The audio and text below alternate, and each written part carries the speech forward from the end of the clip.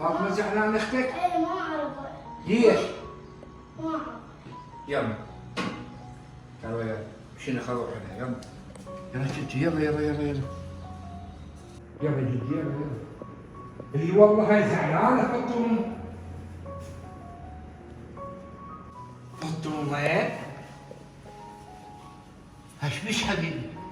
قالوا لي مشان ما ملاعبك وزعلانة. ايش بيش؟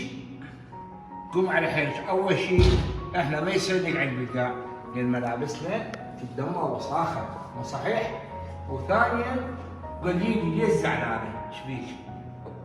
ايش بيك؟ ما تحكي ليش زعلانه؟ شكو جدو بابا كذب علي، قال راح ضيت للسوق بس ما اخذني، قال خاف تضيعين.